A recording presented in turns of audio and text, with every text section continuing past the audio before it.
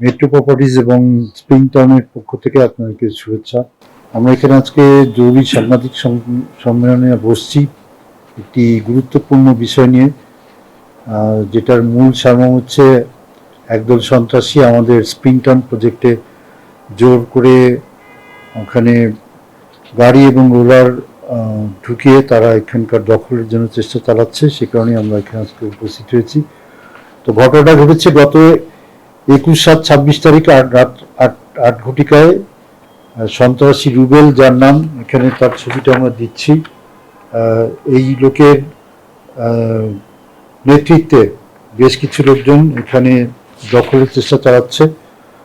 তো তারপর গত 22/7/26 ইংরেজি তারিখে আমরা থানা জিডি করতে গেলে আগে তদন্ত যাবে, তারপরে জিডি বা অভিযোগ গ্রহণ করবে আশ্বাস দেয়। সেই মোতাবেক 22/7/26 ইংরেজি তারিখে বিকাল 5:30 ঘটিকায় থানায় গেলে পুলিশ প্রকল্পের তদন্তে যায় এবং আমাদের কথার সত্যতা প্রমাণ পায় এবং কথিত সন্ত্রাসী রুবেল ও তার দলবলকে অবৈধ গাড়ি ও যন্ত্রপাতি ব্যবহার করে প্রকল্পে কাজ করতে দেখে পুলিশ তাৎক্ষণিক কাজ বন্ধ করে জিডি অভিযোগ গ্রহণ করবে বলে আশ্বাস দিয়ে চলে যায় এবং দীর্ঘ সময় অপেক্ষার পর উক্ত জিডির কপি পরের দিন অর্থাৎ 23/7/26 বৃহস্পতিবার সকালে থানা থেকে গ্রহণ করার পরামর্শ দেয়।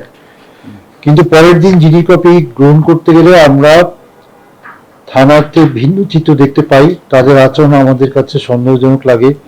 কোন এক রহস্যজনক কারণে তারা আমাদের জিডিতে গ্রহণ করেই নাই, বরং আমরা বিশ্বস্ত সূত্রে জানতে পারি থানার সহযোগিতায় কথিত সন্ত্রাসী রুবেল ও তার দলবল উক্ত প্রকল্পে পুনরায় কাজ শুরু করেছে।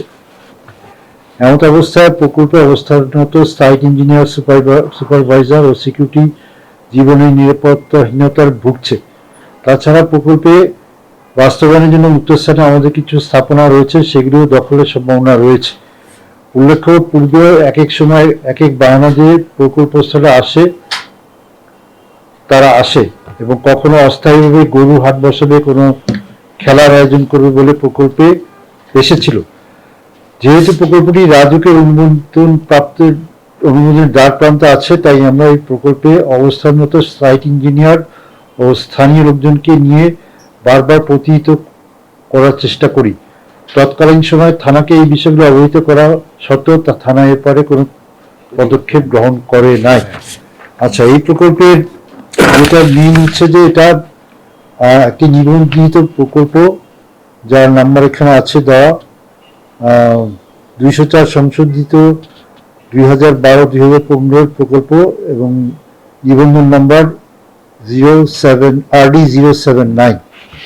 সো এইসবের কারণেই আমরা এখানে আপনার সাথে উপস্থিত হয়েছি এবং আমরা আনুষ্ঠানিকভাবে একটি সম্মেলন করে এটি বিষয়ের তীব্র প্রতিবাদ জানাচ্ছি, যাতে এটি সব মহলে এটা নিয়ে